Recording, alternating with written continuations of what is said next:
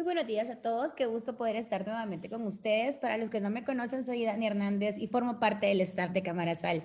Quiero agradecerles por asistir a este nuevo webinar en colaboración del Comité de Turismo de Cámara de Comercio e Industria de El Salvador.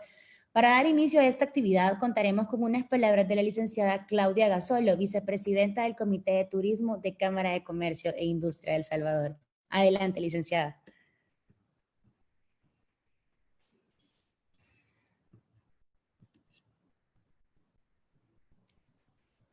Licenciada Gasolo.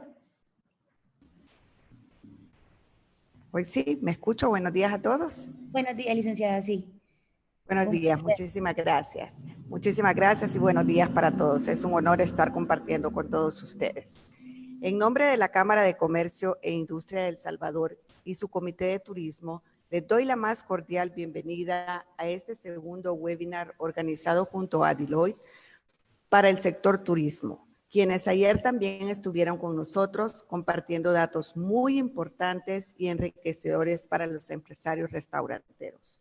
Nuevamente, en nombre de Camarazal, reitero nuestro más sincero agradecimiento a Deloitte, en especial a Hendrix García, socio de impuestos, José Fuentes, gerente de servicios legales, y Johnny Flores, gerente de consultoría fiscal, todos de Deloitte Spanish Latin America, quienes en esta mañana nos brindarán información sobre las perspectivas legales y fiscales para el sector turismo. Según datos del Ministerio de Turismo de El Salvador, antes de la pandemia, el sector turismo en el país representaba el 5.9% del PIB. En el primer trimestre del 2020, ingresaron 479,177 visitantes, generando 381.5 millones de dólares. Según estimaciones, el turismo en el país se contraerá más del 50%, equivalente a un ingreso de visitantes de 101 millones al final del año, cifra que en realidad puede ser aún más baja debido a las restricciones y alertas que otros países emiten a sus ciudadanos para viajar a El Salvador, versus los 2.6 millones logrados en el 2019, y también se contempla una pérdida de divisas en al menos de 960 millones de dólares. A pesar de que el turismo ha sido el sector más golpeado por la pandemia y que la mayoría hemos tenido cerradas por completas nuestras operaciones por muchos meses, los empresarios del rubro no nos quedamos con los brazos cruzados y estuvimos preparándonos todo este tiempo, participando en mesas técnicas para la elaboración de protocolos de bioseguridad, para continuar brindando el servicio con la mejor calidad que siempre nos ha caracterizado, cuidando a nuestros colaboradores y a nuestros clientes. El Salvador, nuestro país, es un país hermoso, lleno de bondades naturales, pero sin duda lo que hace más maravilloso este país es nuestra gente, nuestra cultura, nuestras tradiciones y nuestra gastronomía. Es por ello que quiero aprovechar estos minutos para hacer un llamado a todos los salvadoreños a apoyar a los empresarios y emprendedores de este sector, pues somos una fuente de dinamización muy importante para la economía de nuestro país, generando miles de empleos y sosteniendo a miles de familias salvadoreñas. El sector turístico se caracteriza por trabajar en ampliar una cadena de valor en la que se involucran todos los rubros que la componen, desde la empresa más pequeña, el emprendedor, el artesano, hasta las empresas más grandes. Los empresarios de turismo estamos preparados y esperándolos a todos ustedes con las puertas abiertas. Y aunque una mascarilla la oculte, siempre tendremos una gran sonrisa para nuestros clientes. Gracias nuevamente a Deloitte por el apoyo del sector turismo en El Salvador. Muchísimas gracias de verdad. Y Dania, le cedo la palabra. Muchísimas gracias, licenciada. Esta mañana, como bien lo decía la licenciada Gasolo, estamos acompañados de 3 grandes ponentes muy importantes, pertenecientes a nuestra firma amiga de Deloitte Spanish Latinoamérica. Nuestro primer invitado es el licenciado Hendrix García, socio de impuestos en Deloitte. Cuenta con más de 14 años de experiencia en el área de impuestos y BPS. Su experiencia en el sector privado incluye servicios de cumplimiento fiscal como auditoría fiscal, due diligence fiscal, revisiones de declaraciones del impuesto sobre la renta y servicios de BPS como outsourcing contable, nóminas y tributario para compañías dedicadas a las siguientes actividades económicas: bancas seguras, distribuidores de energía eléctrica, distribuidoras de productos de consumo masivo, hotelería y turismo, fabricación, distribución y venta de bebidas, servicios de courier y logística, maquila, entre otros. Como segundo invitado, contamos con la presencia de la licenciada Cosette Fuentes. Actualmente ella es la gerente de servicios legales de Deloitte, es abogada y notaria, con más de 12 años de experiencia en derecho corporativo y servicios legales a compañías de diversas industrias. Cuenta con mucha experiencia en litigio tributario, procesos de fusiones y adquisiciones y prevención del lavado de dinero y activos.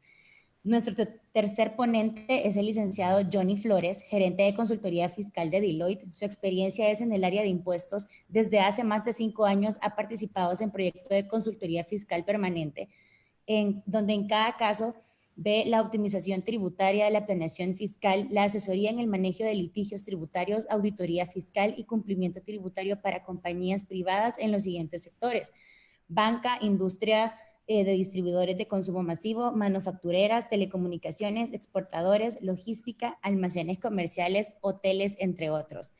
Esta mañana tendremos la oportunidad de conocer sobre el tema perspectivas legales y fiscales para el sector turismo, en donde conoceremos acerca del actual panorama legal y fiscal del sector, con el propósito de generar un apoyo a las empresas durante este nuevo proceso de reactivación económica.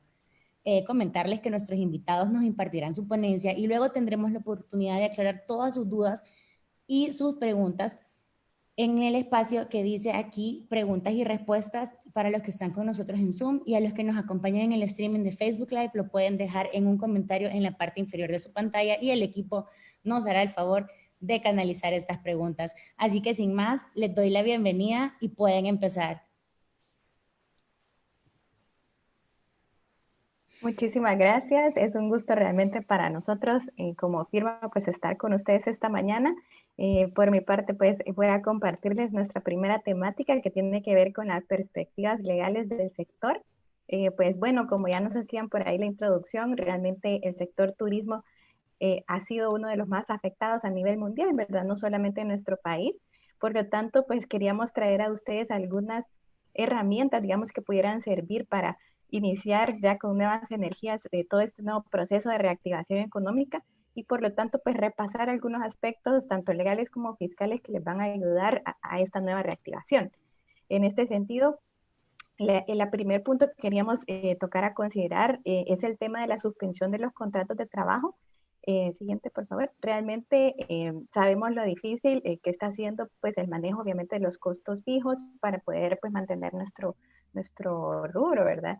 Y por lo tanto, esta es una de las alternativas que pueden ser, digamos, de cierta manera, un tanto como una salida, ¿verdad? Que pueda beneficiar pues tanto al empleador como al empleado, ¿verdad? Y vamos entonces a repasar en qué consiste y cuáles son, digamos, las principales causales que pudieran servir para justificar implementar una suspensión de contratos de trabajo. Quizás comentarles, ¿verdad? Dentro de nuestro código de trabajo, la suspensión está regulada en varios artículos, así que vamos a hacer una condensación bastante reducida para que podamos entender las causales principales por eso señalamos dos.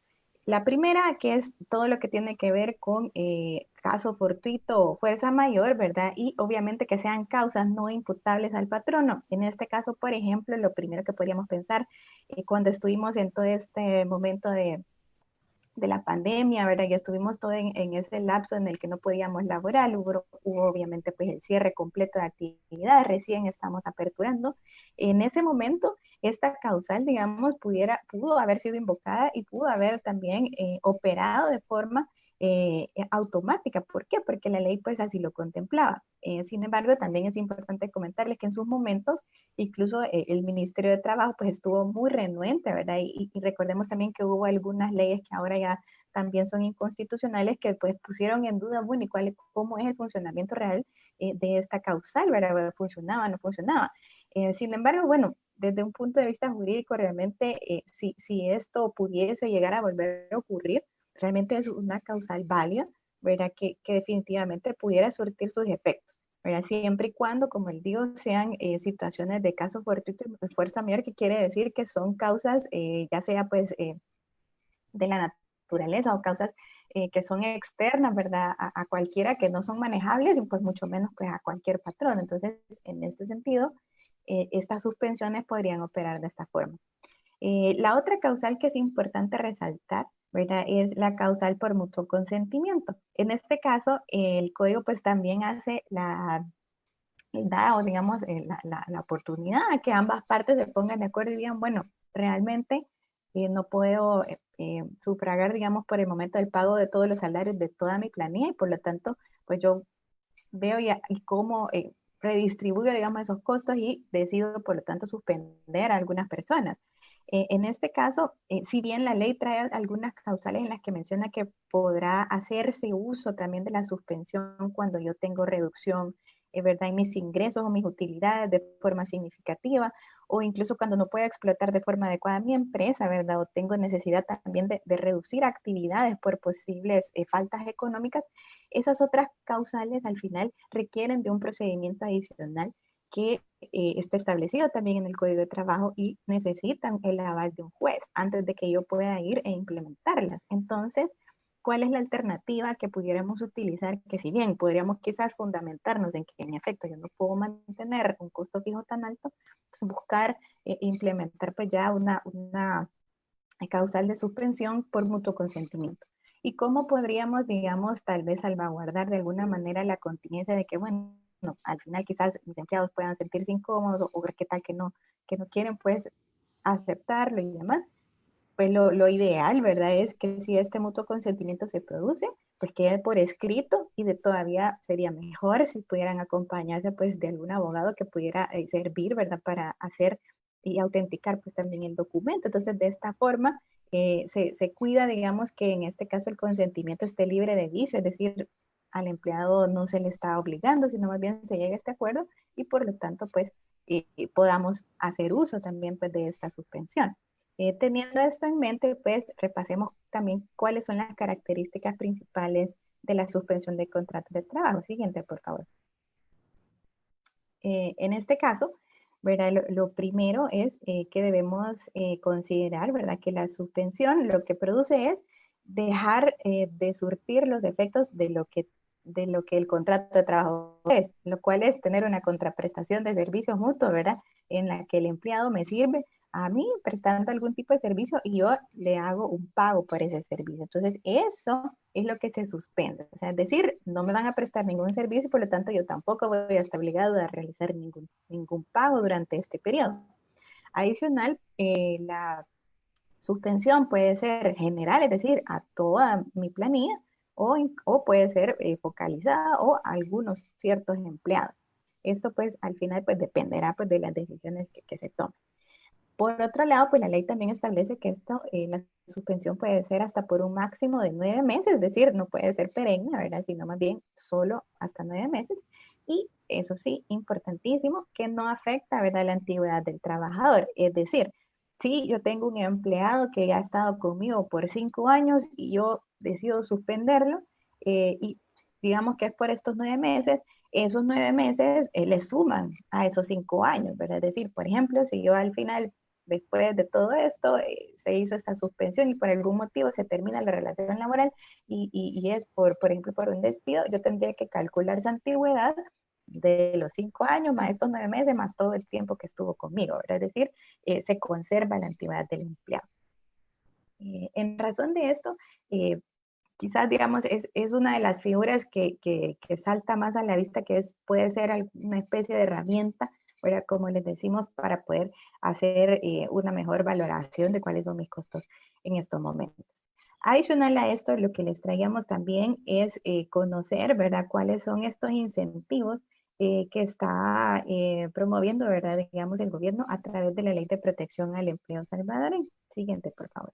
En este caso, ¿verdad?, recordemos que allá alrededor quizás de mayo, junio, salió publicado ya en el Diario Oficial la Ley de Protección al Empleo, y recordemos que también deriva de un fideicomiso que el gobierno está gestionando a través de los fondos, ¿verdad?, que van a ser respaldados por parte de Bandesal.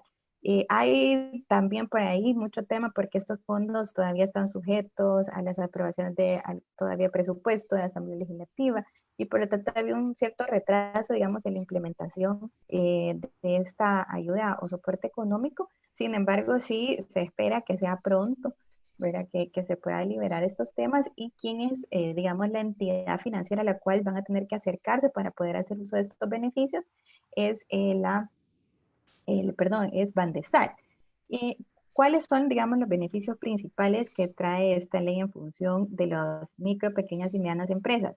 Pues bien, la primera es que podemos tener acceso a un subsidio del 50% de la nómina salarial, es decir, de los empleados que yo voy a mantener, ¿verdad?, en operación, me van a cubrir el 50% del gasto de esta planilla. ¿Quiénes pueden acceder a este beneficio? Pues son todas aquellas empresas, para micro, pequeñas, medianas, que estén inscritas, ¿verdad?, ante el Instituto Salvadoreño del Seguro Social, y además que se hayan sido afectadas por temas de COVID, que en este caso, pues obviamente para el rubro de turismo eso es casi evidente, ¿verdad? Sin embargo, sí, dentro de los requisitos, pues seguramente nos van a pedir poder demostrar cuál ha sido nuestra afectación directa. ¿Cuáles son, digamos, las principales condiciones que también debo yo de cumplir para poder acceder a este beneficio? Pues que sean empresas con menos de 100 empleados, ¿verdad? Y que esto se haya reportado según planillas a diciembre 2019 o a febrero 2020, ¿verdad? Que también tengan ingresos anuales por ventas brutas en el 2019 o al 31 de marzo de 2020, por una cantidad igual o menor a 7 millones de dólares, ¿verdad? Si, por ejemplo, es una empresa muy reciente y fue constituida en el 2020, por ejemplo, se va a tomar como base los ingresos que se reflejen en la última declaración de pago a cuenta. Por otro lado, ¿cuánto va a durar este subsidio? Van a ser hasta un máximo de 12 meses, ¿verdad? Y el máximo que me pueden asignar a mí para uso de este beneficio son 22.500 dólares mensuales, y con un máximo por empleado también de hasta 500 dólares, ¿verdad? Importante, este subsidio no va a estar sujeto a ningún tipo de retención de impuestos sobre la renta ni de descuento de seguridad social, o sea, va a ser íntegro a ser entregado a los empleados.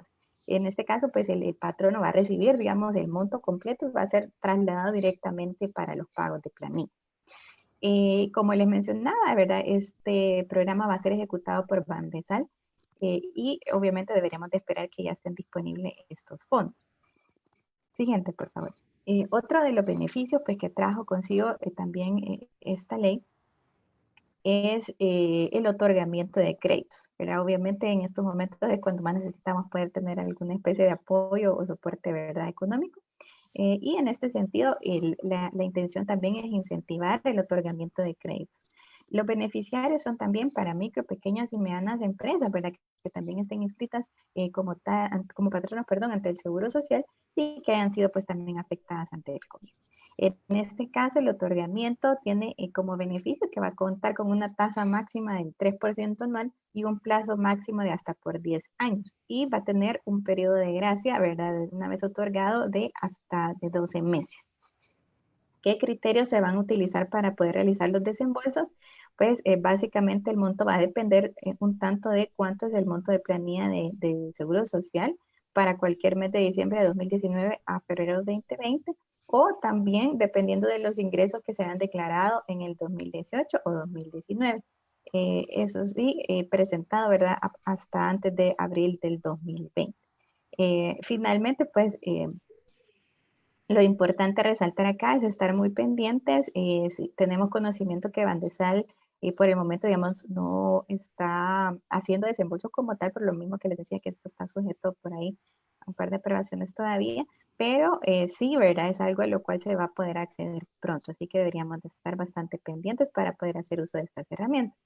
Esto por mi parte, digamos, es lo más relevante. Dejo ahora la palabra a Johnny Flores, quien nos va a compartir ya los beneficios que tiene que ver con la ley de turismo en el aspecto fiscal.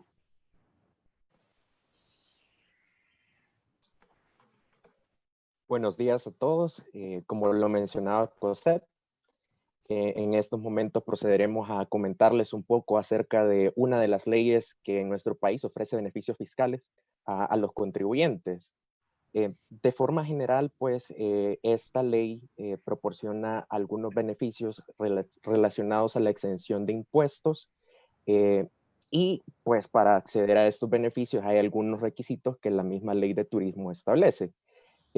El principal requisito es que la inversión sea calificada como un proyecto de interés turístico nacional y también que esta inversión sea superior a los $25,000.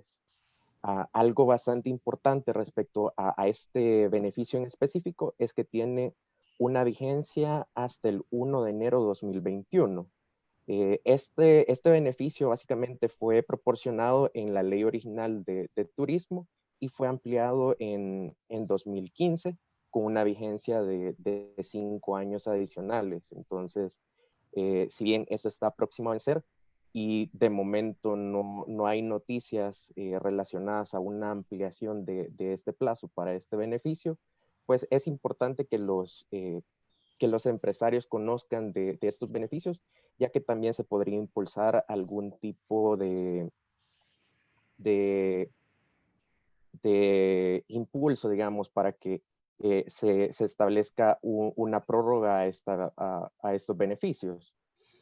Algo también importante es que estos beneficios pueden ser revocados en caso que pues los beneficiarios incurran en una sanción grave, por lo cual siempre hay que tener cuidado y estar en cumplimiento con todo lo que establece la ley de turismo. Asimismo, todas las empresas que están beneficiadas con estos incentivos fiscales tendrían que contribuir con un 5% de las ganancias obtenidas, que básicamente esto lo irían reportando junto con la contribución especial del turismo. Más adelante les ampliaremos un poco más acerca de esta contribución especial y también acerca de los beneficios y requisitos que esta ley establece. Continuamos. Pues algo que hay que tener claro relacionado a aplicar a estos beneficios es que hay dos diferentes clasificaciones de proyectos turísticos. Los que son superiores a $50,000 y los que son menores a $50,000, pero inferiores a $25,000. ¿Esto por qué? Porque dependiendo en qué categoría en qué categoría esté nuestro proyecto, pues son diferentes los criterios que hay que cumplir para poder acceder a estos beneficios fiscales. Por ejemplo, si mi inversión es superior a los $50,000, yo tendría que solicitar una opinión favorable tanto al Ministerio de Turismo como al Ministerio de Hacienda, al Ministerio de Medio Ambiente y Recursos Naturales y a la Secretaría de Cultura. En cambio, si el proyecto es inferior a los $50,000, pero mayor a $25,000, no le tengo que pedir una opinión favorable al Ministerio de Hacienda, me bastaría solo con la información del Ministerio de Turismo, Ministerio del Medio Ambiente y Recursos Naturales y la Secretaría de Cultura. Los requisitos de forma general, pues están relacionados a la información general de la compañía, es decir, mi registro de Hacienda, mi NIT, mi NRC, escritura de constitución, algunas solvencias y, digamos, algunos de los puntos más claves para acceder a estos beneficios son estos, que es la descripción del proyecto, tengo que hacer un estudio socioeconómico del proyecto, también tengo que proporcionar la estructura organizacional de mi compañía y un estudio financiero. Esos son algunos de los requisitos que nos pedirían las diferentes instituciones para poder otorgarnos una opinión favorable para acceder a estos beneficios. Y continuamos. En específico, tal vez esto le llame un poco más la atención, cuáles son estas exenciones de impuestos que establece la ley de turismo. Como primer punto tenemos el impuesto a la transferencia de bienes raíces. Básicamente cuando yo adquiero un inmueble, si este es superior a cierto monto, yo tengo que pagar un impuesto del 3% sobre esa adquisición de bien inmueble. Sin embargo, si tengo estos beneficios, pues quedo exento del pago de este impuesto. Y también otro beneficio son los derechos arancelarios a la importación. Por ejemplo, si yo quiero importar alguna maquinaria o algún equipo que me sirva para mi actividad turística, puedo hacerlo amparado a estos beneficios y pues no tendría que pagar ningún tipo de arancel al momento de realizar esta importación. También hay una exención de impuestos sobre la renta que es por un periodo de 10 años. Más adelante les comentaré algunos detalles acerca de esta exención. Y también hay una exención parcial de impuestos municipales, que eso es por un periodo de 5 años hasta por un 50% del monto que me han aprobado como beneficios fiscales. Continuamos. Como les comentaba, aquí podemos ampliar un poco más acerca de estas exenciones de impuestos sobre la renta que establece la ley. Es importante conocer que esto no solo aplica para nuevos proyectos, sino que también aplica en el caso que yo quiero hacer una ampliación o una remodelación de mis instalaciones. Todo empresario, pues al momento de iniciar un nuevo proyecto, es importante conocer todo el panorama y realmente el tema de los impuestos es un sector clave en la toma de decisiones, de si invierto o no, si hago una remodelación o no, y pues es importante conocer estos beneficios. Como ya les comentaba, esta exención de impuestos sobre la renta es por 10 años, y pues hay algunos temas que tenemos que considerar. Por ejemplo, ¿qué sucede cuando yo quiero ampliar o remodelar mis instalaciones? ¿Puedo aplicar a estos beneficios? Sí, pero hay ciertos requisitos que tienen que cumplir estas ampliaciones o remodelaciones, que básicamente el valor de esta nueva inversión tiene que ser superior al 20% del valor de los bienes relacionados a la actividad turística que yo poseía en el ejercicio inmediato anterior. Este es uno de los puntos y también, por ejemplo, yo tengo que llevar un registro separado de cuáles ingresos provienen de esta nueva inversión y cuáles ingresos provienen de todos mis otros ingresos de la operación, ya que estos beneficios fiscales, esta exención en materia de impuestos sobre la renta, únicamente aplica a esta nueva inversión que ha sido calificada. Entonces, si yo no tengo una forma de cómo asociar qué ingresos provienen de mi actividad normal y qué ingresos provienen de mi actividad nueva o qué ingresos adicionales se están generando a partir de esta nueva inversión que yo he realizado, pues tengo que hacer un factor al final del año para determinar cuál va a ser los montos de ingresos que estarían exentos del pago de impuestos sobre la renta, que básicamente tengo que sacar un factor de mi nueva inversión entre el total de activos que yo tenía en el ejercicio inmediato anterior y pues de esa forma determinar cuál va a ser el porcentaje de exención que yo tendría de mis ingresos. También es importante de que estos beneficios fiscales, si por ejemplo a mí me aprobaron $100,000, mi proyecto de interés turístico tiene un valor de $100,000, ese es el máximo que yo puedo acceder en materia de exención de impuestos sobre la renta. Entonces, También hay que considerar los 10 años, pero también este es otro factor a considerar, que una vez yo he alcanzado este límite máximo del total de la inversión que yo realicé, pues aunque todavía no hayan pasado los 10 años, esto ya vence. Sin embargo, por ejemplo, si yo ya solicité estos beneficios fiscales como una nueva inversión y posteriormente yo hago una ampliación o remodelación de mis instalaciones, pues el beneficio fiscal también lo puedo solicitar y se extiende por otros 10 años o por el periodo eh, que tome incurrir básicamente en esta exención por la inversión nueva que yo estoy realizando. Esos son como algunos temas que hay que considerar en materia de impuestos sobre la renta. Continuamos. El otro tema importante, y ese también es un tema que está descrito en la ley de turismo, es la contribución especial para la promoción del turismo. Que acá básicamente este no es un impuesto como tal que lo paguen los empresarios, sino que en este tipo de contribución especial, las compañías que se dedican al sector hotelero, pues actúan en calidad de agentes de retención.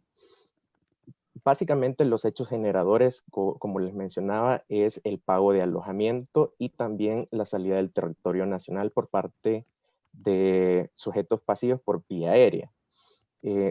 Esos son los dos hechos generadores y también hay dos alicuotas. Una que es del 5%, que es aplicado sobre el precio del alojamiento que yo brinde al consumidor final. Esto excluyendo el IVA y también cualquier otro servicio que no esté relacionado con alojamiento. Por ejemplo, si viene mi cliente y me hace una reserva de una habitación, pero también tuvo consumo de alimentos, pues también tengo que excluir los alimentos y únicamente calcular la contribución especial por el valor del alojamiento. Y la otra alicuota es de $7 por salida y por persona, que esto más que todo aplica para las aerolíneas. El momento en que se causa el impuesto, pues es al momento que el cliente me efectúe el pago. Es decir, si mi habitación cuesta $100, yo le tengo que sumar un 5% y cobrarle $105 en el momento que el cliente me está haciendo el pago. Y estas contribuciones especiales pues se tienen que enterar en los primeros 10 días hábiles de cada mes. Esto se realiza a través del formulario F06 y alguna otra consideración asociada a este tema de COVID-19 es que durante la pandemia se aprobó el decreto legislativo 598, que este decreto básicamente lo que hacía era exonerar del pago de la contribución especial del turismo por un periodo de 3 meses a partir del 20 de marzo de 2020. Entonces, en este periodo muy probablemente el sector hotelero no tuvo muchas reservas, solamente algunos hoteles que estuvieron pues apoyando al Ministerio de Salud con el tema de la atención a todas las personas que estaban realizando cuarentena, pero básicamente en ese periodo pues no existía la obligación de retener esta contribución especial por la actividad de alojamiento. Como siguiente punto, Hendrix García nos comentará acerca de los impuestos ad valorem que también son aplicables al sector turismo.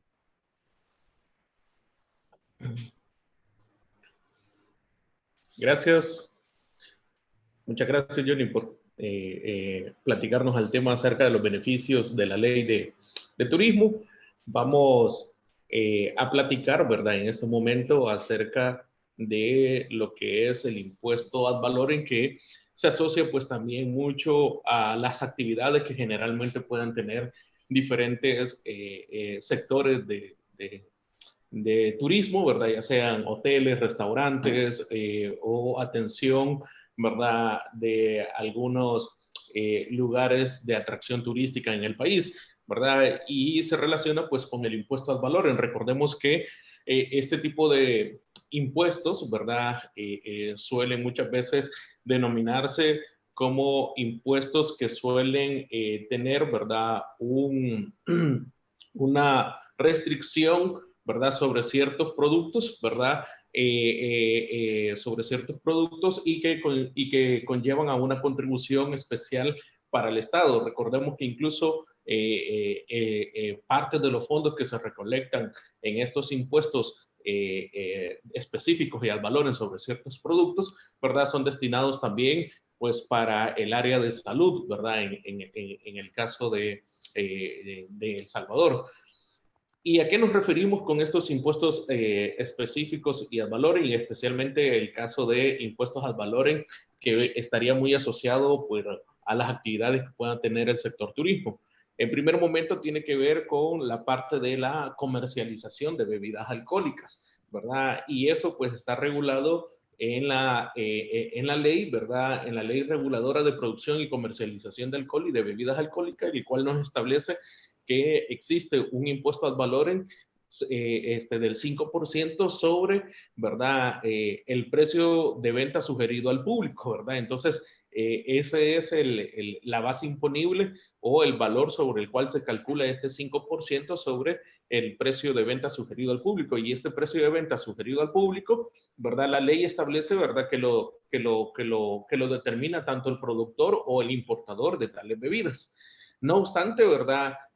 Sucede que en esta ley especial establece, ¿verdad?, que también están obligados a pagar el 5% de este impuesto ad valorem, ¿verdad?, todos aquellos agentes económicos que realizan ventas de estos productos, ¿verdad?, pero con un precio superior, ¿verdad?, al precio sugerido de venta al público, ¿verdad?, que haya sido establecido por el productor o el importador de tales bienes. Entonces, en ese sentido, ¿verdad?, muchas veces conocemos, ¿verdad?, que en el sector hotelero o en el sector de restaurantes, ¿verdad?, cuando se realiza la venta de este tipo de productos, pues a veces tiene un precio mayor al precio de venta sugerido al público, ¿verdad? Y en ese sentido, ¿verdad?, también tenemos la responsabilidad de pagar al Estado, ¿verdad?, el 5% del impuesto al valor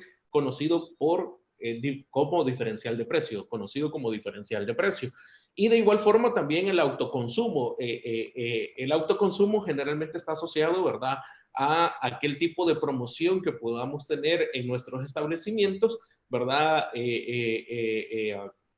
para atraer, ¿verdad?, digamos, el consumo por parte de nuestros clientes, ¿verdad? Y entonces, o si tenemos una actividad especial y destinamos ciertos productos para poder hacer una especie de promoción con nuestros clientes, ¿verdad? Y retiramos de nuestro inventario productos para poder ofrecerlo, ¿verdad? Como degustaciones, ofrecerlo como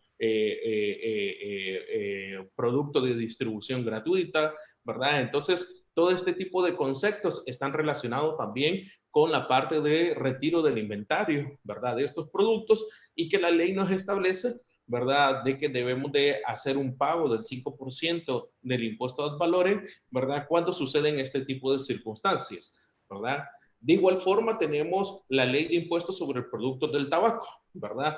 De igual forma, ¿verdad?, este tipo de producto está o tiene un cargo, ¿verdad?, de impuestos ad valorem del 39% y del 100%.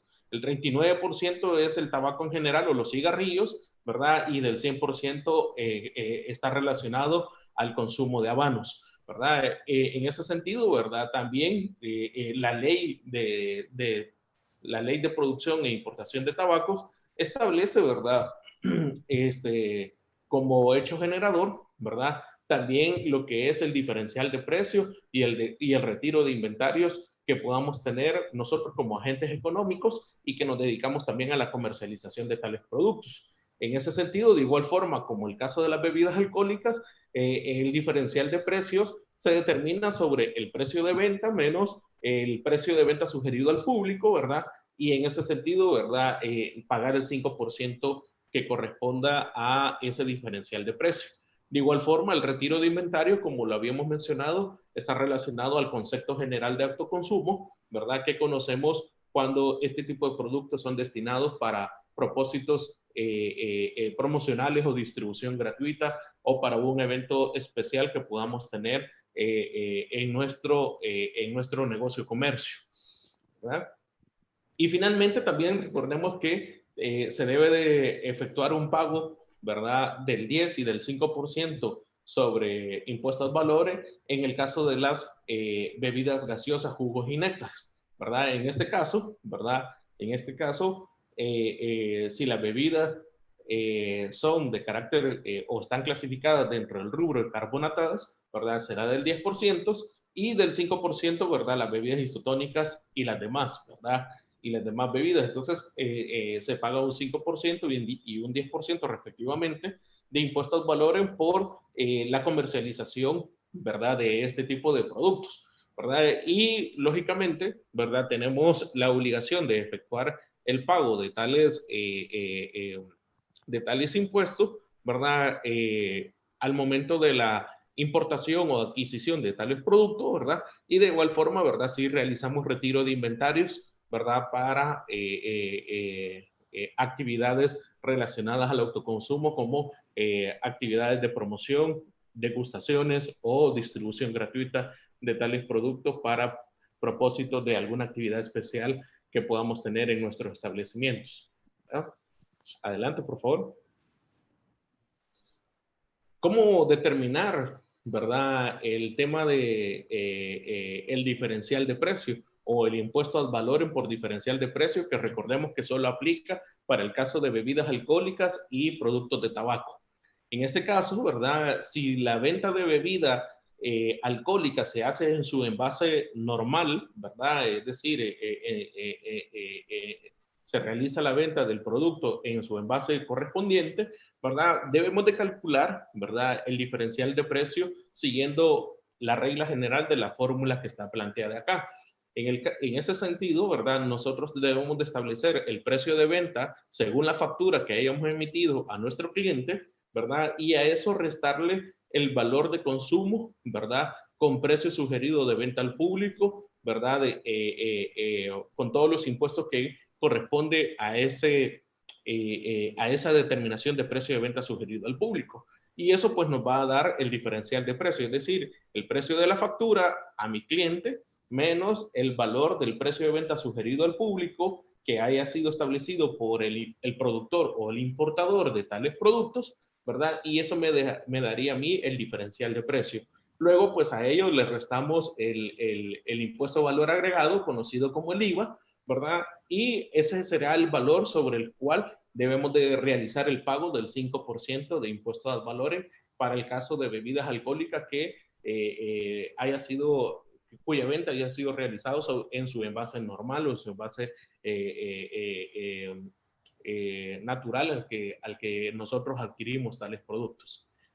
En el caso, ¿verdad?, siempre de las bebidas alcohólicas, pero cuando es bebidas alcohólicas mezcladas, ¿verdad?, que recordemos que en nuestros establecimientos podemos ofrecer una variedad, ¿verdad?, de bebidas mezcladas, ¿verdad?, para gusto de los consumidores, ¿verdad? Entonces, en ese sentido, ¿verdad?, de igual forma, ¿verdad?, la ley y la guía que nos establece el pago del diferencial de precio por sobre bebidas alcohólicas, debemos de seguir una fórmula muy parecida a la anterior que hemos platicado, que es siempre el valor de venta de tales productos a mi consumidor final, ¿verdad? Le restamos el valor del precio de venta sugerido al público, ¿verdad? Que haya sido determinado por el productor o importador de tales bienes, ¿verdad? Y eso nos dará pues el diferencial de precio. Lógicamente,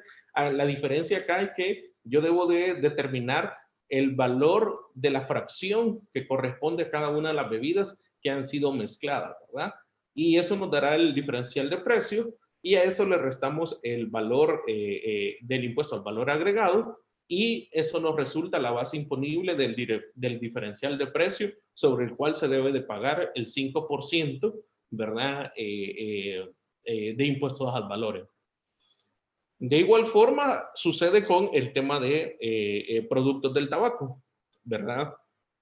Podemos tener venta de productos del tabaco a un precio mayor al precio sugerido de venta al público por parte del productor e importador, ¿verdad? Y en ese sentido, ¿verdad? Debemos de establecer ese diferencial de precio. En ese caso, de igual forma, seguimos la siguiente metodología o cálculo en el cual pues establecemos cuál es el precio de venta facturado a nuestro cliente, ¿verdad? Y le restamos el valor de precio de venta sugerido al público y eso nos da el diferencial de precio. Ese diferencial de precio, de igual forma, le restamos el impuesto al valor agregado, ¿verdad?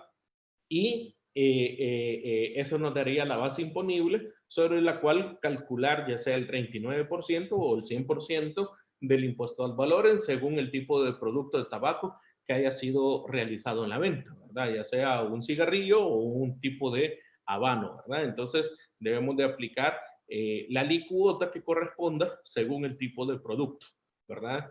Recordemos que para el caso de las ventas de bebidas gaseosas, jugos y néctares, ¿verdad? No existe obligación de pagar, pagar impuestos al valor, ¿verdad? Por diferencial de precio. Eso solamente aplica para el caso de bebidas alcohólicas y productos del tabaco.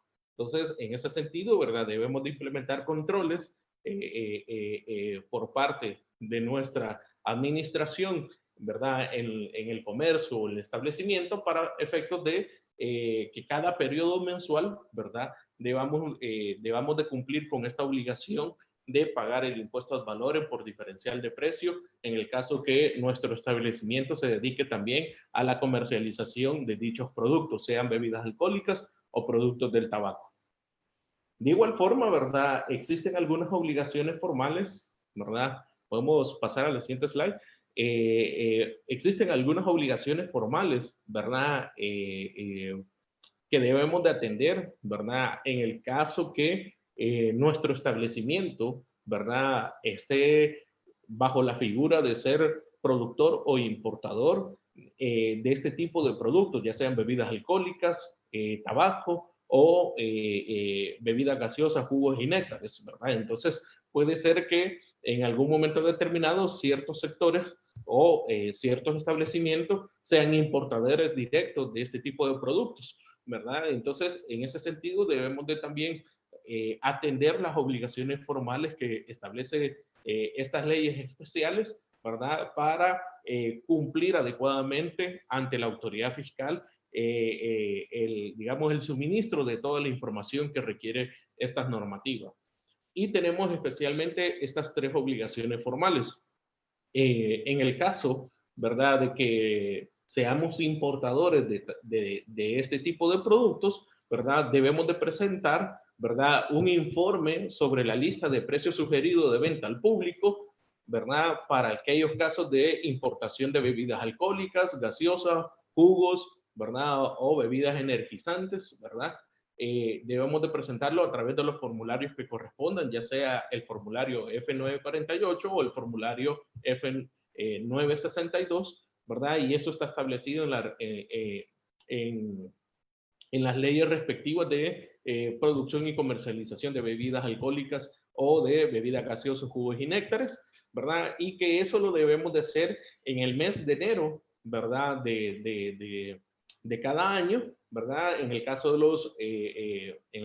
los productores y en el caso de los importadores se debe de presentar dicho formulario de la lista de precios sugeridos de venta al público, ¿verdad? Por cada importación que se realice, ¿verdad? En caso de no cumplir con estas disposiciones, ¿verdad?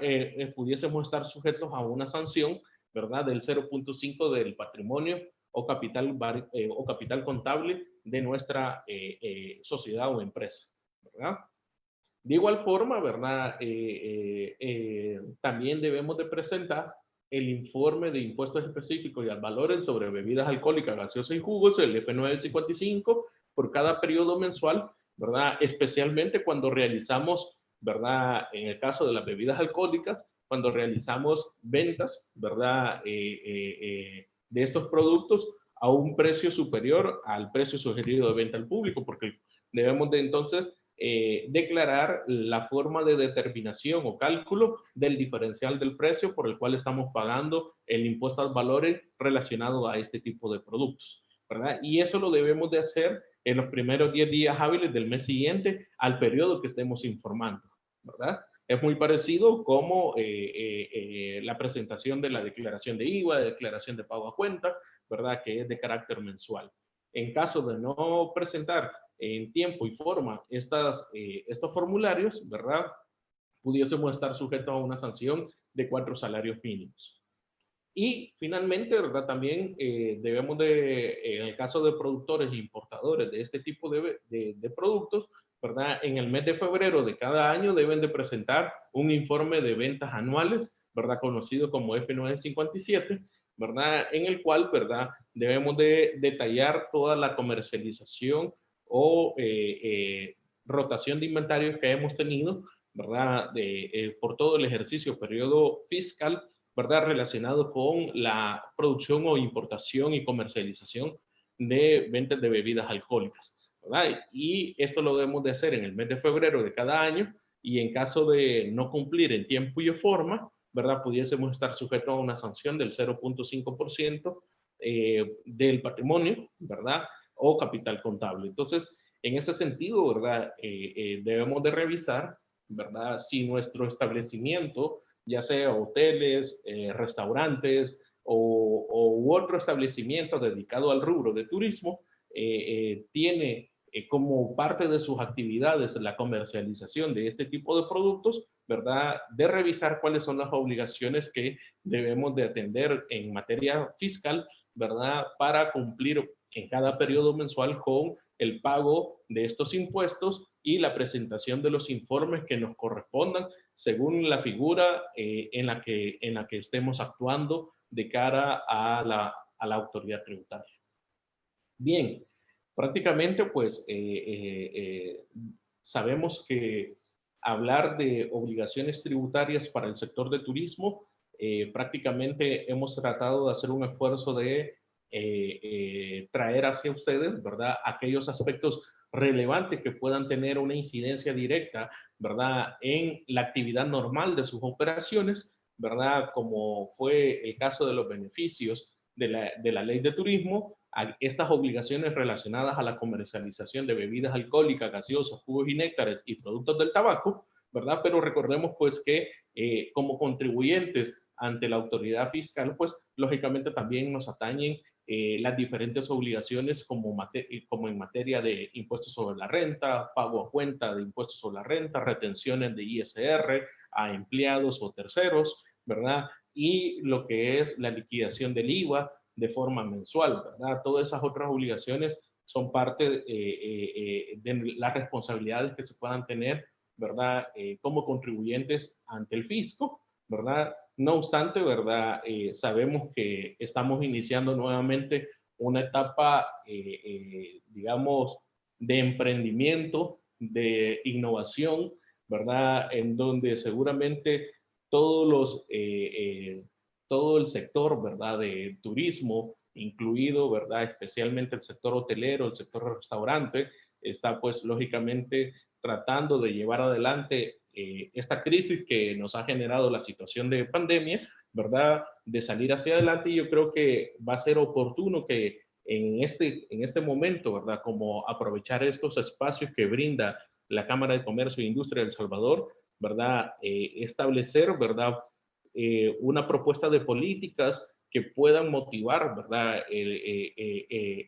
Gradualmente el crecimiento, ¿verdad? De este sector, que es muy importante para la economía del país, ¿verdad? Así como ya lo mencionaba también José Fuente en la parte legal, yo creo que es importante que podamos revisar cuáles pudiesen ser aquellos subsidios económicos, ¿verdad? Que podamos aprovechar al máximo en nuestro sector, ¿verdad? Para efectos de servir esa base como un apalancamiento, ¿verdad? Al reinicio de las actividades que justamente pues creo que en este mes de septiembre ha ido poco a poco iniciando a tomar una dinámica de apertura, ¿verdad? Y debemos de apostar mucho, ¿verdad?, a la innovación, a la atracción de el consumidor para llegar a nuestros establecimientos, ¿verdad? Y de igual forma, creo que será muy oportuno, ¿verdad?, que tanto el sector de gobierno, ¿verdad?, pueda establecer una política que logre incentivar de una mejor forma el turismo interno, porque posiblemente habrá todavía algunos meses en los cuales los temas de restricciones no faciliten, ¿verdad?, la entrada de turistas del exterior, ¿verdad?, o incluso la salida de salvadoreños hacia el exterior, especialmente, ¿verdad?, en épocas de periodos vacacionales, ¿verdad? Entonces creo que va a ser muy importante, ¿verdad?, que el sector pueda establecer una mesa dinámica, ¿verdad?, de conllevar la promoción, ¿verdad?, la promoción y, digamos, y la motivación de lo que pudiese ser el turismo interno, ¿verdad? El turismo interno y acompañado, ¿verdad?, de una mesa técnica con las instituciones de gobierno que están plenamente interesados en que el sector pueda nuevamente tomar una dinámica especial en la economía de nuestro país, ¿verdad? Entonces, creo que esos son como aspectos de reflexiones generales que consideramos importantes que puedan ser retomados en el sector, ¿verdad? Y que, como mencionaba Johnny, ¿verdad?, esperamos que también puedan existir nuevas regulaciones especiales para el sector, ¿verdad?, que en materia fiscal puedan generar una motivación, ¿verdad?, para el sector empresarial a seguir realizando inversiones, ¿verdad?, para dinamizar nuevamente lo que es el sector turismo en el país, ¿verdad? Así entonces, ¿verdad? Esto es el material que teníamos preparado para compartir con ustedes esta mañana. Agradecemos a la Cámara de Comercio e Industria de El Salvador por este importante espacio que nos ha brindado de compartir con ustedes sobre estos temas. Así que dejamos abierto el espacio para preguntas y respuestas por parte de cada uno de ustedes. Muchísimas gracias, Hendrix. Muchísimas gracias, Johnny y Cosette, por esta ponencia tan interesante, tan enriquecedora. Invitamos nuevamente a todos nuestros espectadores a que dejen sus preguntas en la casilla de preguntas y respuestas si están con nosotros en Zoom, y si están en Facebook, pues nos pueden dejar un comentario y nosotros vamos a canalizar estas preguntas para nuestros ponentes. Por el momento no tenemos aún preguntas, entonces había nada más una duda de una persona que nos decía que él tenía entendido que el impuesto ad honorem o el valor del impuesto ad honorem era del 8% y no del 5%. ¿Podría, por favor, aclararnos eso? Johnny ya le había contestado. Sí, ok. Sí, en efecto, es correcto. En el caso de bebidas alcohólicas es del 8%, perdón, ahí se nos fue ese detalle y ya Johnny nos hizo el favor de aclararlo, es el 8% en el caso de bebidas alcohólicas, en efecto. Perfecto.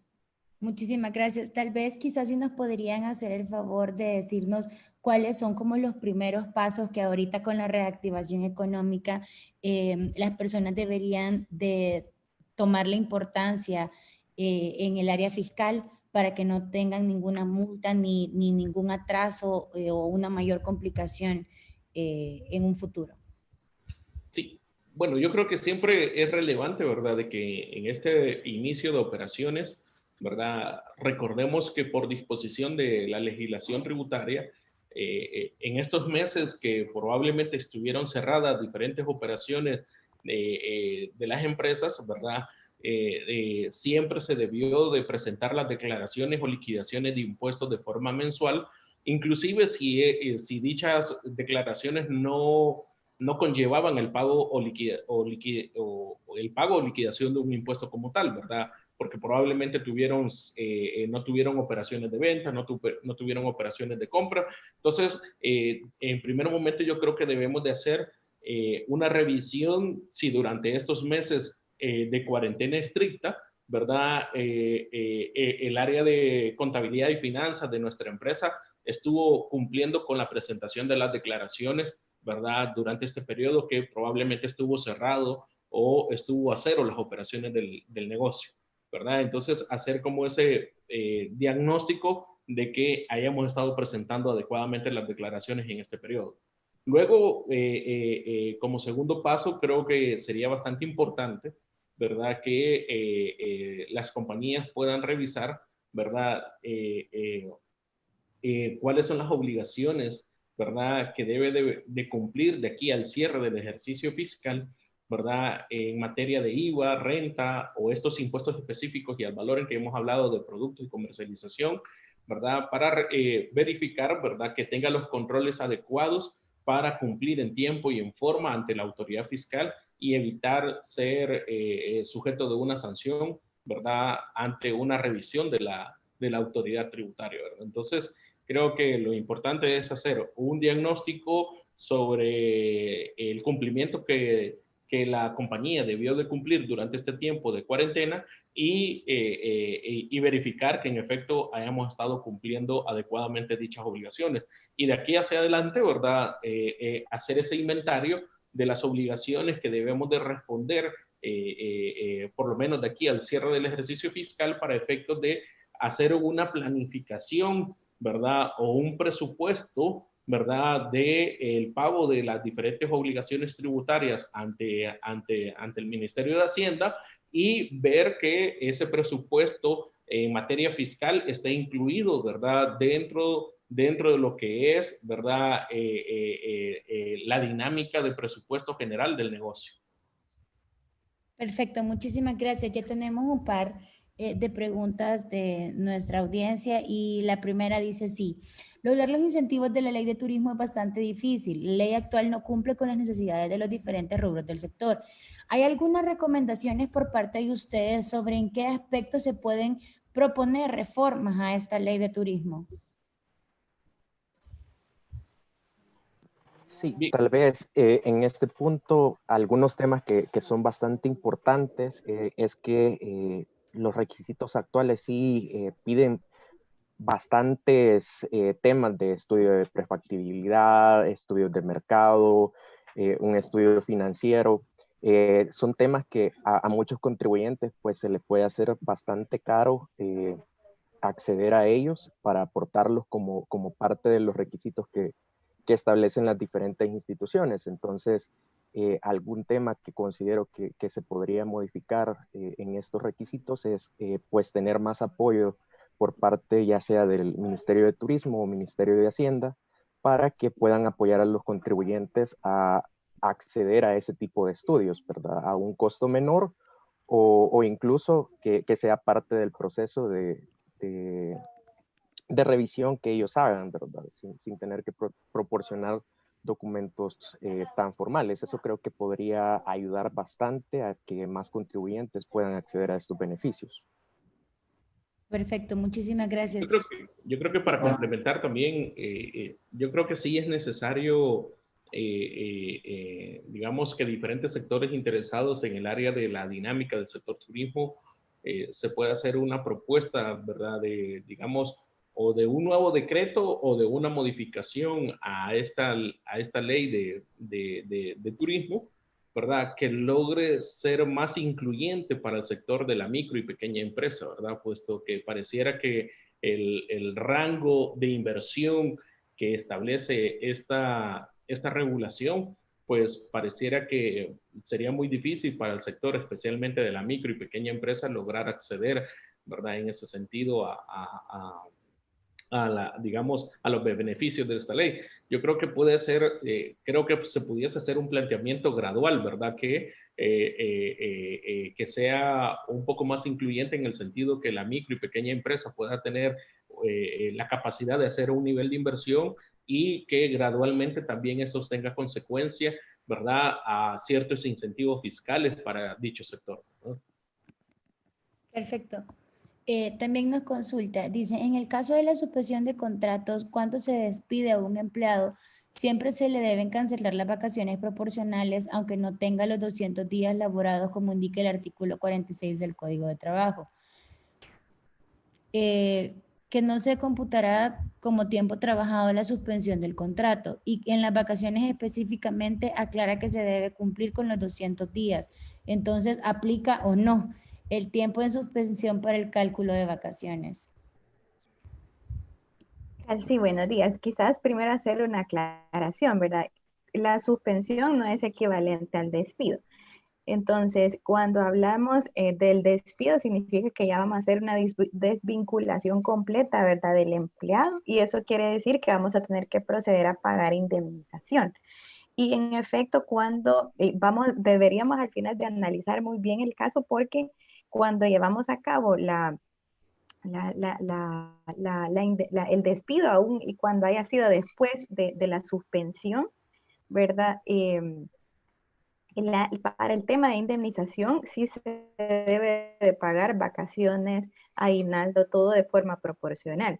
O sea, realmente el tema de los 200 días es para cuando yo accedo o mejor dicho, voy a pagar la vacación en función del cumplimiento, digamos, del año de laborado del empleado. Pero cuando yo hago una desvinculación, todos estos pagos, perdón, van proporcionales. ¿Verdad? Entonces sí debe de pagarse la vacación proporcional cuando hay una desvinculación a través de despido, ¿verdad? Perfecto, muchísimas gracias, Cosette. También nos están haciendo la consulta y dice que qué recomendaciones ustedes podrían brindar, ya que han tenido suspendidos a sus empleados desde la cuarentena y que a esta fecha aún no han podido reactivarse, ¿verdad? Entonces, ¿qué podrían hacer para empezar estas nuevas actividades? Bueno, quizás desde el punto de vista laboral, como hablábamos en un momento, la suspensión puede ser hasta por 9 meses, es decir, todavía tenemos espacio para poder evaluar si continuar con esta suspensión. Ahora bien, ¿qué pasa si yo todavía a estos 9 meses, como usted menciona, ¿verdad?, ya no puedo mantener planilla y demás? Entonces podríamos evaluar entonces, quizás tengo que ya prescindir del empleado, tendría yo que proceder a hacer eh, por ejemplo, ya un despido como tal, ¿verdad? Entonces, eso, digamos, desde el punto de vista estrictamente legal, eh, siendo como muy rigurosos, al final, pues como les digo, con el tema de ley, ¿verdad? O sea, la suspensión yo lo puedo utilizar hasta un máximo de 9 meses. Y a los 9 meses yo debería reiniciar, ¿verdad?, con la prestación del servicio por parte del empleado y yo a su vez, pues también reiniciar con el pago de su salario con la contraprestación que yo reciba, ¿verdad? Eh, Sin embargo, al final, pues si tienen que tomar pues ya decisiones más drásticas, ya tendríamos que acudir ahí sí quizás a un tema ya de evaluar un despido. Por otro lado, ¿verdad? También pudiera ser que la posibilidad, y eso va a ir dependiendo también de cada caso, es que se renegocian, ¿verdad?, también las condiciones de trabajo. Pudiera haber incluso, no sé, ¿verdad?, reducir jornadas de trabajo para poder establecer un nuevo contrato de trabajo y establecer nuevas condiciones de trabajo, ¿verdad? Pero para que esto sea, digamos, lo más seguro posible, debería yo también de dejar completamente terminada mi relación laboral previa, ¿verdad? ¿Por qué? Porque si no, el empleado en un futuro, digamos, pudiera tomar en cuenta que no se le puede, ¿verdad?, desmejorar ningún tipo de condición laboral con la que cuente a la fecha, ¿verdad? Entonces, eso también es importante. Gracias. También nos están consultando si ustedes tienen el dato de cuánto es el valor económico que aporta el sector turismo al PIB. No lo tenemos, creo que a la mano directamente ese dato. No obstante, entendemos que, por ejemplo, si se visita la página del Ministerio de Turismo, ahí se encuentran diferentes datos y estadísticas del aporte del sector de turismo a la economía del país. Entonces, creo que pudiésemos invitarlos a que puedan ver la información oficial de la página web del Ministerio de Turismo, ¿verdad? Y si no, pues seguramente podremos revisar algunos otros datos económicos que pueda aportar la página web del Banco Central de Reserva, ¿verdad?, acerca de digamos, el nivel de capacidad que genera cada uno de los sectores a la generación del PIB en El Salvador, ¿verdad? Perfecto, gracias. Siguiendo en esta misma línea, ¿tienen idea de cuánto fue la pérdida del sector turismo en comparación con el año 2019 hasta la fecha? Ya, correcto. De igual forma, creo que son datos económicos que generalmente estamos a la espera de información oficial de parte del gobierno, ¿verdad? Particularmente yo el día de ayer estaba revisando información general de la página web del Ministerio de Turismo y sí entiendo que ellos están dando ya algunos datos estadísticos referente a la posible pérdida que se pueda tener en el año 2020 respecto a los ingresos que se generaron en el 2019. Incluso al inicio de la ponencia, ¿verdad? Se hacía referencia a datos oficiales del Ministerio de Turismo relacionado a digamos, al impacto que está teniendo este tema del COVID en todos los ingresos generados en el sector. Entonces, creo que sería bastante adecuado, ¿verdad? Consultar estas fuentes de las publicaciones que hace el Ministerio de Turismo, ¿verdad?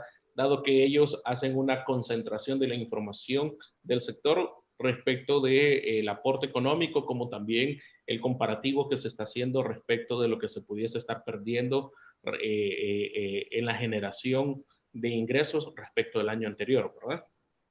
Gracias. En el tema de las leyes laborales hay varias dudas y dice, los 9 meses estarán incluidos en el tiempo de antigüedad de la indemnización. Me imagino que son los 9 meses de mantener los correcto. contratos congelados. Sí, De la es correcto. suspensión, exacto. Sí, es correcto. Como eso es algo muy importante. O sea, realmente la suspensión lo único que hace es eh, suspende el pago de las planillas o el pago de los salarios. Y por su parte, pues él también suspende la prestación de servicios desde el empleado hacia mí, ¿verdad? Pero no interrumpe la antigüedad, sino al contrario la conserva y en efecto, si yo posteriormente tengo que desvincular a las personas, en efecto, esos 9 meses se consideran dentro de los años o de los tiempos pues, que la persona haya estado conmigo. Perfecto, gracias. Nos están dando datos de nuestro comité de turismo en donde nos aclaran que el 5.9 del porcentaje del PIB es lo que representa el sector turismo antes de la pandemia. Entonces, para darle respuesta a las personas que nos estaba consultando. Muchísimas gracias. También nos están consultando si se pueden negociar y reducir los salarios por jornadas de trabajo, ya que el rubro del turismo no está al 100%. La duda en sí es si esto se tiene que hacer un recontrato o solo es algo de palabra entre el empleado y el empleador. Como les mencionaba hace un momento, lo ideal en todo el tema laboral es siempre documentarse y tratar por lo menos de llegar a acuerdos que en efecto que queden por escrito. Porque si no, ¿verdad? Recordemos que en el tema laboral toda duda, ¿verdad? Siempre se va a tener en favor del empleado. Entonces, ante alguna queja, ¿verdad? Que cualquier empleado quiera hacer ante el Ministerio de Trabajo, si yo no tengo, ¿verdad? Todo bien documentado, pudiera existir más posibilidades de que ¿verdad? Se le dé la razón y yo no tenga pues cómo poder justificar pues X o Y alternativa que yo haya tomado con él, ¿verdad? En este sentido, como les decía, si yo quiero hacer uso de renegociar alguna especie de nuevas condiciones, lo ideal sería, ¿verdad? Dar por terminado mi contrato anterior y hacer uno completamente nuevo que empiece, como quien dice, de 0 kilómetros, ¿verdad? ¿Por qué? Porque si no, al final lo que va a pasar es que si a un futuro, ¿verdad? Esta persona, yo después la despido, él va a decir, no, mire, pero realmente las condiciones bajo las que yo siempre tendría que haber estado contratado son las iniciales, así que se hace un recálculo hacia atrás, ¿verdad? Por lo no pagado y ya se hace, digamos, un monto mucho mayor al momento de tener quizás que indemnizar a una persona.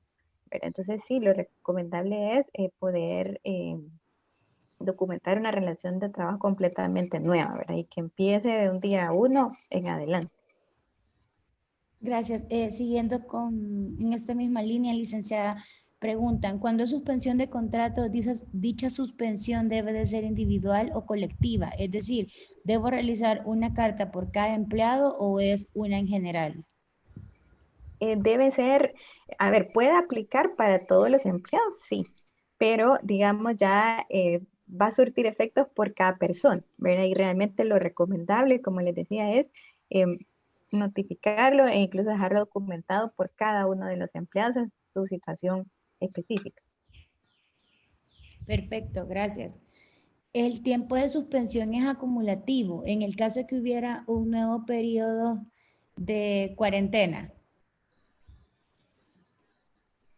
Le comprendo. A ver, lo que sucede, digamos, la ley no lo establece así, pero digamos, si yo al día de hoy tengo todavía, ¿verdad? Suspendidos a mis empleados y yo no los reactivo, por decirlo de alguna manera, eh, la suspensión está corriendo y tengo un máximo, como hablábamos, de 9 meses. Ahora bien, ¿qué pasa si yo ahorita, ¿verdad? Con el tema de reapertura, entonces yo justo reactivé también a mis empleados, pero viene una nueva cuarentena y yo probablemente me vea la necesidad de volver, ¿verdad? A hacer una especie de suspensión.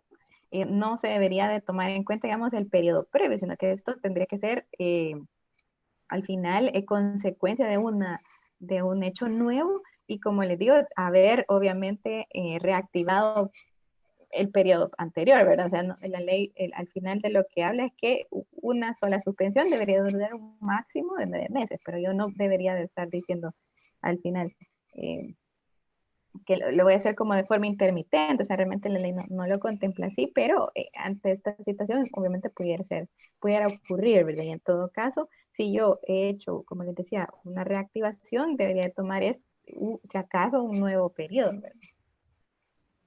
Perfecto, gracias. Dice, en el caso que la empresa donde trabajo me diga que por qué la situación no puede seguir en labores y me sugiere que acepte la suspensión o en este caso la indemnización, ¿qué es lo que usted me recomienda? Realmente aquí es un poco de valoración, ¿verdad? Al final, porque, a ver, la suspensión, ¿qué pasa con la suspensión? La suspensión al final, yo estoy conservando mi empleo, ¿verdad? Pero en esa suspensión, durante ese tiempo, em, ¿qué tal que yo tal vez puedo tener un ingreso adicional a través de, no sé, tal vez un empleo alternativo o algún emprendimiento, ¿verdad? Y yo siempre mantengo mi empleo anterior a través de haber aceptado la suspensión, ¿verdad? En cambio, en el caso, si yo acepto un despido o una desvinculación completa, lo que sí voy a tener, obviamente, es el pago, o debería tener, ¿verdad? El pago de mi indemnización. Eso quiere decir que voy a tener ingresos o derivados de esa indemnización en ese momento, ¿verdad? Entonces, yo ahí podría entrar a valorar qué es tal vez lo más conveniente para mí, ¿verdad? Si yo al día de hoy necesito mayor liquidez, probablemente pueda hacer el tema de aceptar una indemnización, pero eso va a querer decir que el patrono no va a tener obligación de recontratarme y yo simplemente voy a quedar desvinculada, ¿verdad?, de la compañía. Entonces, al final, realmente es una pregunta que tiene que ver mucho con las valoraciones que cada uno puede hacer desde su situación, ¿verdad? Perfecto, muchísimas gracias. Hay una pregunta que viene de Facebook que nos están diciendo que si pueden, por favor, explicarnos a qué se refiere el decreto 641. Sí, claro, no sé si gusta, puede regresar podemos regresar a las diapositivas que contienen los beneficios del decreto, ¿verdad? Básicamente apuntamos dos que están orientados al tema de micro, pequeñas y medianas empresas. Uno que tiene que ver, el primero, con el subsidio del 50% de la planilla, ¿verdad? Donde básicamente si yo tengo menos de 100 empleados, puedo acceder a este beneficio, ¿verdad? Tengo que estar inscrito también en el Seguro Social como patrono y debo obviamente pues también de haber estado afectado por la pandemia, ¿verdad? Y para conocer cuánto qué monto se me puede otorgar a mí para este subsidio, hay un máximo, ¿verdad? De $22,500 mensuales va a ser hasta también por 2 meses, ¿verdad? Nada más. Y también el máximo a otorgar por cada empleado va a ser de $500. Este es el primer beneficio y el siguiente, ¿verdad? Es el otorgamiento o la facilitación de ciertos créditos que está en la siguiente slide, si me ayuda, por favor. que tiene que ver, ¿verdad?, con créditos que tienen como beneficio una tasa máxima del 3%, que ahí vemos que es una tasa bastante reducida en comparación con la banca normal, ¿verdad? Un plazo máximo también a 10 años de este préstamo y con un periodo de gracia de pago de 12 meses. Los criterios para saber cuánto me pueden llegar a asignar, pues van a depender también de cuánto han sido mis planillas, ¿verdad?, en el Seguro Social y los ingresos, pues, que yo he estado reportando durante los meses de diciembre de 2019 hasta febrero más o menos 2020, ¿verdad? Y las declaraciones, pues, también del impuesto sobre la renta. Y dentro de la ICI se verá que se va a tratar de beneficiar en mayor medida a las micro, pequeñas y medianas empresas. O sea, ellas van a tener, digamos, mayor prioridad. Y lo importante, ¿verdad? Que este decreto, si bien ya es ley de la República, si está publicado también en el diario oficial, ahí les comentaba por ahí que en el 5 de mayo del 2020. Sin embargo, como estos fondos, ¿verdad?, vienen por parte de la creación del fideicomiso, que se tiene que ver con todo el tema ya de aprobaciones legislativas. A la fecha todavía pues Bandesal no ha hecho pues desembolsos en relación a este beneficio en específico y por lo tanto deberíamos de estar pendientes a cuando ya Bandesal comience, ¿verdad?, a hacer este tipo de apoyos. Importante, ¿verdad? Sí, Bandesal está dando, digamos, como los requisitos y todo lo que yo puedo empezar a reunir para poder acceder a este tipo de beneficios. Perfecto, muchísimas gracias, licenciada. Nos están consultando y dice, en el caso de no haber presentado las declaraciones por haber estado inactivo, ¿existe oportunidad de no ser sancionados? Bueno, creo que lamentablemente no hay actualmente una legislación que nos logre dar el perdón por no haber presentado declaraciones en este periodo, puesto que recordemos que allá por el mes de abril y mayo se aprobaron unos decretos especiales que lo único que tenía era la posibilidad de aplazar, ¿verdad?, o prorrogar la presentación de ciertas declaraciones tributarias, como fue el caso especial del impuesto sobre la renta, cuyo plazo ordinario vence en el mes de abril de cada año, ¿verdad? Y eso fue prorrogado hasta el mes de junio, ¿verdad? Para su presentación y pago. Y respecto, por ejemplo, de las declaraciones de pago a cuenta, únicamente se daba el beneficio de no enterar, es decir, no pagar el 1.75% de los ingresos obtenidos mensualmente, ¿verdad? Pero la obligación de presentar la declaración sí existía siempre, ¿verdad? Porque lo único que fue dado en ese decreto especial era no efectuar el pago del entero de anticipo a cuenta de ISR de los meses de marzo a junio, ¿verdad? De los meses de marzo a junio. Pero, por ejemplo, recordemos que en esa misma declaración se presentan las retenciones efectuadas, ya sea a los empleados o terceros, y si efectuamos retenciones, teníamos obligación de también presentar las declaraciones y pagar esas retenciones, ¿verdad? En materia de IVA no hubo ninguna consideración especial, es decir, que siempre las declaraciones de IVA se debían de presentar en plazo y en forma que establece la ley, y si tuvimos operaciones de compras y ventas, de haberlas declarado en ese periodo, ¿verdad? Entonces, ¿qué significa todo esto? Que lamentablemente no tenemos una regulación que nos vaya a permitir, ¿verdad?, la exoneración de sanción o multa por no haber presentado las declaraciones en este periodo especial, ¿verdad?, de cuarentena estricta, ¿verdad? Lamentamos que en efecto no hay un decreto especial que nos dé esa posibilidad. Por eso mencionábamos, ¿verdad?, de que sí es necesario revisar o hacer ese diagnóstico de que si estuvimos cumpliendo con las obligaciones tributarias en este periodo especial de cuarentena estricta, ¿verdad? Para revisar esos casos que nos pudiese generar alguna exposición de sanción o multa, ¿verdad? Y tratar de solventarlo lo más inmediato posible ante la autoridad fiscal, ¿verdad? Ante la autoridad fiscal. Eso pues creo que podemos dar de comentarios o respuesta a esta interrogante, ¿verdad?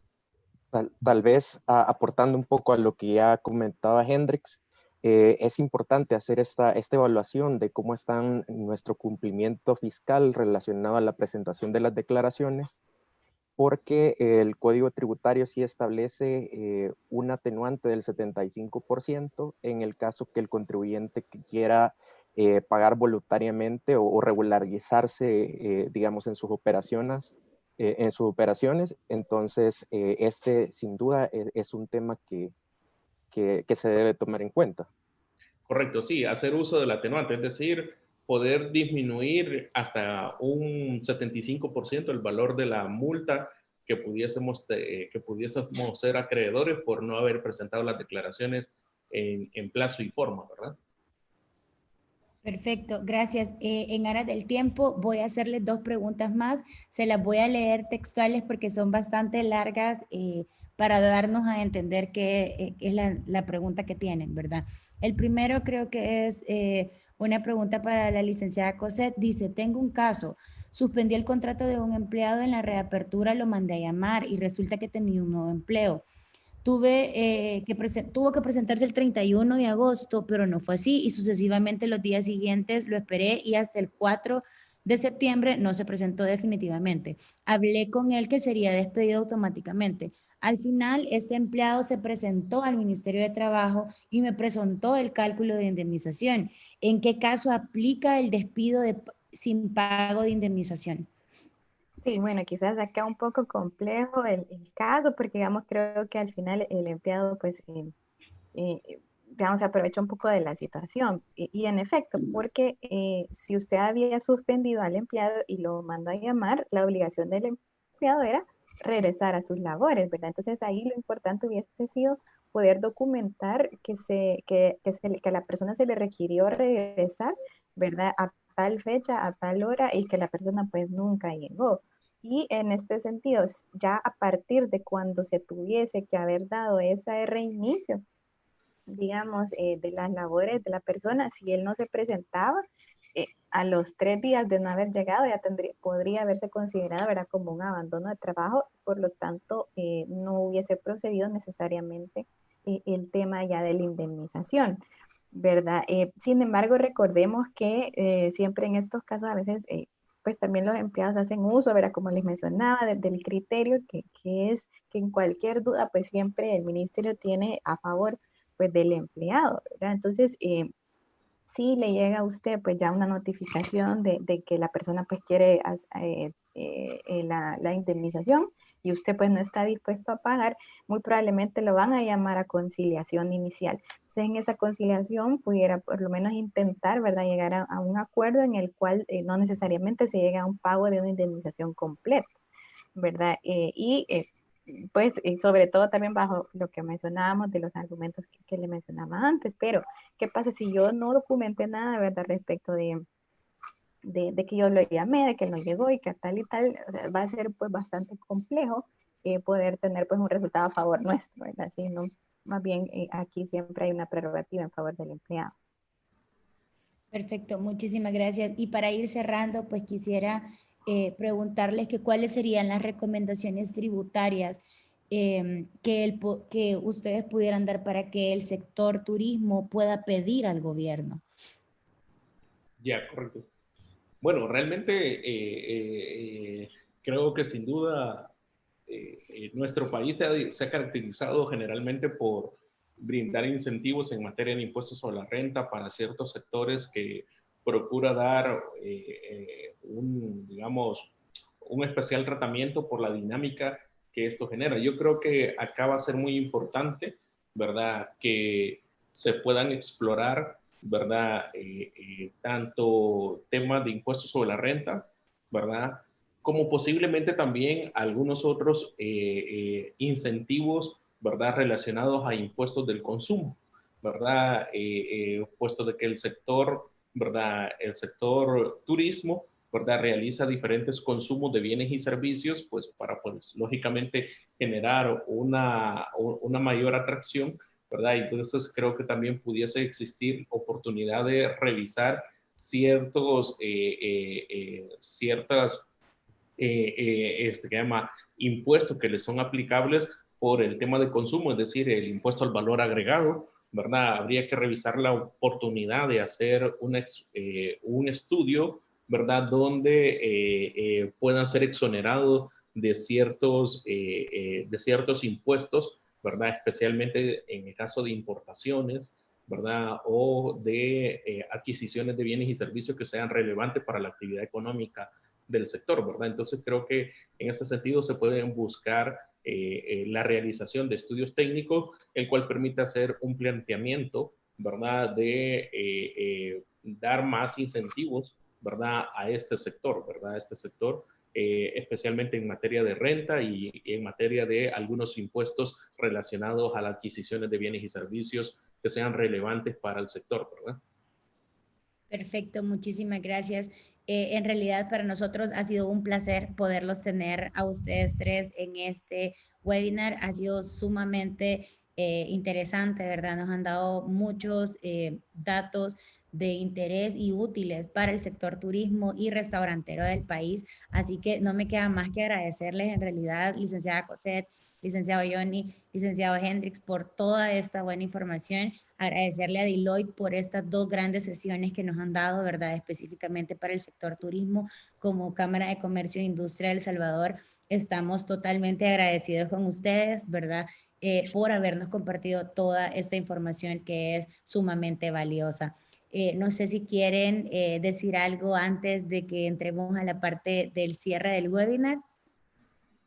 No, de igual forma, ¿verdad? Agradecerle a la Cámara de Comercio e Industria de El Salvador por la invitación y la oportunidad de compartir en este espacio, y a cada uno de los participantes de este webinar, ¿verdad? Agradecerle su atención. De igual forma, ¿verdad?